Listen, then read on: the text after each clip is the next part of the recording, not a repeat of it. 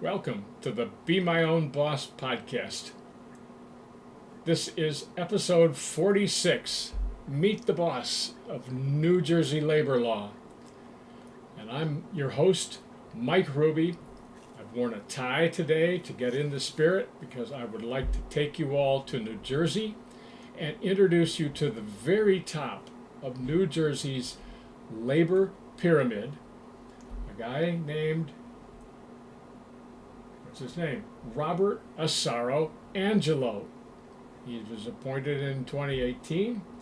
This is the man who has issued the ugliest labor law in the country.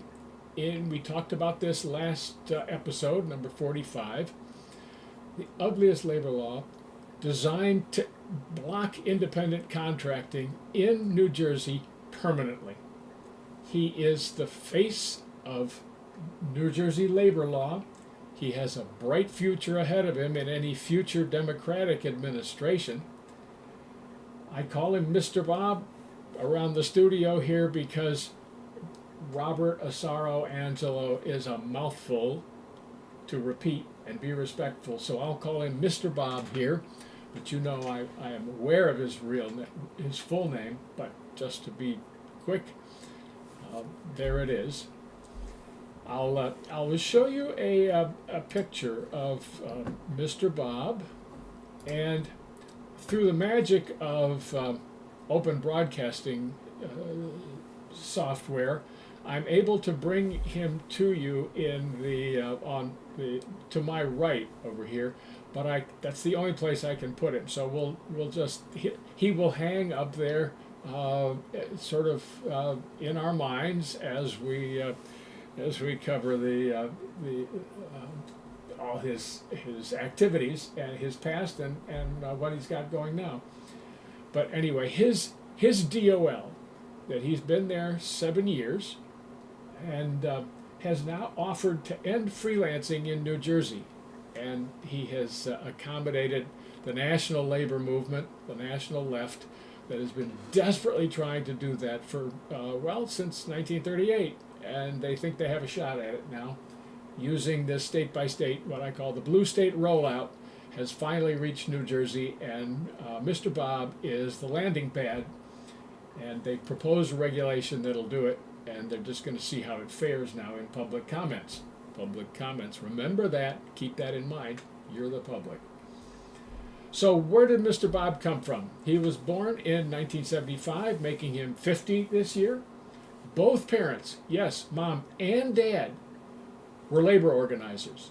They were activists, they organized work sites, and they were both, in their own unions, labor officers. This is a guy who has heard every story imaginable about labor law, labor regulation, employers, conniving, cheating, one cheating one other. There's a lot of skullduggery in the union movement, and Mr. Bob has heard it all from the cradle.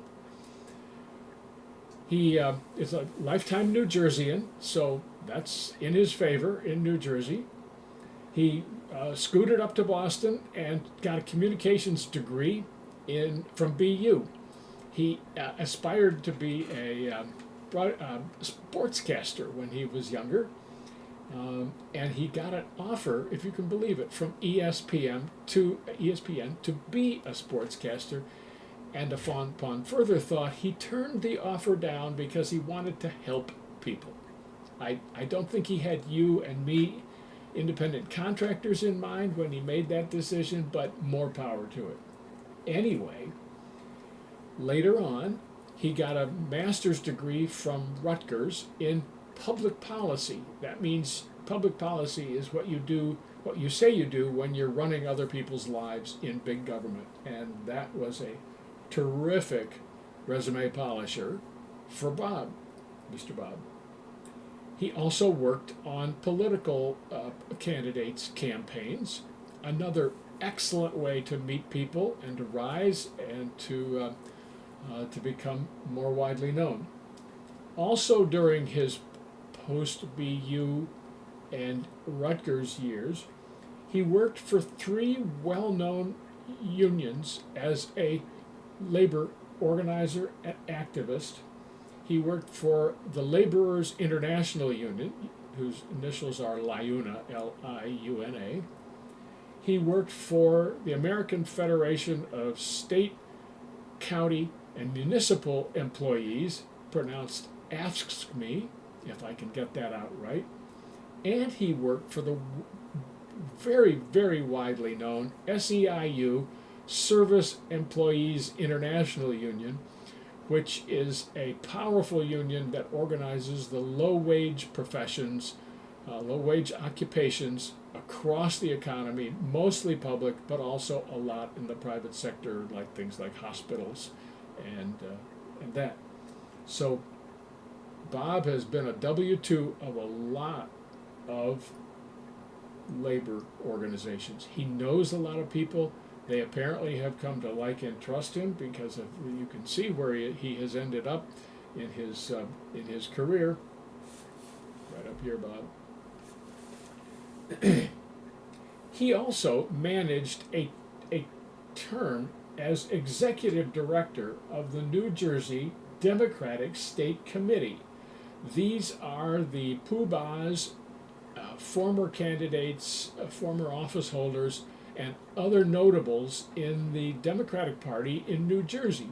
Now this is a big deal in politics because these are where you go to rub elbows and to push the agenda for the Democratic Party nationwide and its chief supporters, one of whom are clearly unions. And you get to know everybody in that circle. They get familiar with you, and they come to trust you, and that puts an obligation on you. He has clearly met with Obama if you look through his background. So he knows he met these people all the way to the top, and more power to him. In 2018, new Governor Phil Murphy of New Jersey appointed him to a 10-year term. This is really quite a long term, 2018 to 2028, to be the commissioner of the New Jersey Department of Labor. Now, you can't get to a place like this until everybody punches your ticket. They're all fine with Mr. Bob being in there. They trust him, they like him, they know that he's probably more gregarious and more energetic than they are. He knows more people. He whatever else. His skills don't show up on his resume, but let me tell you, this guy knows a huge number of people. I created a little chart, and it's just a bubble chart to start parsing out where everybody lives. I'll just barely show you that, and he knows all kinds of powerful people, both well-known and unknown. And all of that is important. We'll talk about this in a future episode. So he was in 2021, he got a 1-year position that I think is another resume polisher. He served as the chairman of NASWA, which is the National Association of State Workforce Agencies. Now, I worked in this field for 14 years, and I had never heard of this before, but it's the way that all the labor organizations in the country meet each other, share tips, share topics, improve their career chances, and possibly have side meetings on other topics. If anything, this is one of the home bases of the blue state rollout, because you will all recognize that they're doing it one state at a time, and there are just so many opportunities to learn more about this organization. National Association of State Workforce Agencies. So let's look it up. He does that for only 1 year, so you know this is not a serious position for making change or growing the organization or training it or reorganizing it or even financing it. It's a resume polisher for the chairman. It's a boost to give one of your kind a better shot at running the even bigger shows in the future. So congratulations to him on that. So here's Mr. Bob with all these connections to unions, to plaintiffs' attorneys, to academics, to regulators and legislators and party hacks and party leaders among the Democrats and among some people who will find themselves regulated by Mr. Bob, and they'll be giving too. Mr. Bob, at one point, did form an LLC. That's the closest he got to the private sector. He formed an LLC. I don't know if it's still around. That he's just popped up on the radar with this latest regulation. But that is as close as he has gotten visibly to the private sector, except as an antagonist. So, looking at his background, why is he important? Well, he has your independent contracting career in view. He has it under his control in New Jersey. I know people in New Jersey who are affected by him. He has never had his own payroll to meet with his own money. Never, ever. He has never recruited, hired, trained, supervised, promoted, demoted, or discharged employees with his own money. Ever. He's never had employer status personally, only as the head of an agency where everything is taken care of by someone else. He's never run a payroll. He's never created a business. He's never created a product or a service. He's never sold anything. He's never had personal responsibility, meaning liability and opportunity for what he does. He has absolutely no private sector experience. He has much less private sector experience than Laurie Chavez de Remer, who is the national government U.S. Department of Labor secretary. So it's important that this man has absolutely nothing that would allow him to hear what independent contractors want, feel, enjoy, how they prosper, how they want to get better. I think if they want an apprentice program to get back into employment, listen to that. I think Mr. Bob would want to see that, would welcome them in an apprentice program. So if you really want to start at the bottom, folks, instead of running the show yourself, this guy's your man. I don't think he has any risk tolerance at all. He wouldn't go on ESPN when he had the chance. He wouldn't go and be a sportscaster and try his luck and goof in public. No. That's not Mr. Bob. He's not a risk taker or a uncertainty tolerator. He has spent his life completely dependent on government revenue.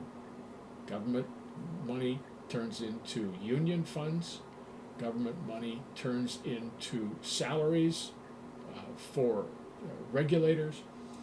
This man has no knowledge of what he is taking away from the people except in romantic tales of the truth that we can give him. So he is beyond reaching. I think for those of you in New Jersey who want to try to get the word out to somebody who will care about them, I don't think Mr. Bob is the guy to address. I think the state legislature, although it is notoriously unfriendly to the private sector, I think it's a better chance. So thinking about that, I think this man is to be. I think you should expect to see him in higher office. I think he's certainly one of the Democratic candidates for an AOC administration, for instance, or who is it, Amy Klobuchar, some Democratic highlight that might run for office and win. Someone who is completely dependent on labor is also completely dependable in the eyes of government and the eyes of the large state. So I'm gonna tell Mr. Bob he can step aside, and we will wrap up. If you have questions, please enter them in the chat or in the comments afterwards. But this is the face. Mr. Bob is the face of New Jersey labor law. He is the source of this nasty bill that's going to use two prongs of the independent contractor ABC test to absolutely outlaw independent contracting in New Jersey and across state lines into and out of New Jersey in violation of constitutional. But those are arguments, etc., for another day. Anyway, not seeing questions, I'd like to thank you for joining me for this conversation. I remember to network with your family and friends and help out the folks in New Jersey. And if you're in New Jersey, let's chat sometime, because it's all up to you as to whether you can change this regulation that's going into effect sometime after the 4th of July. So with that, I want to say thank you very much. Like Be My Own Boss podcast, follow us on YouTube, and press the alerts button so that we can get a hold of you, and YouTube will remind you for each podcast.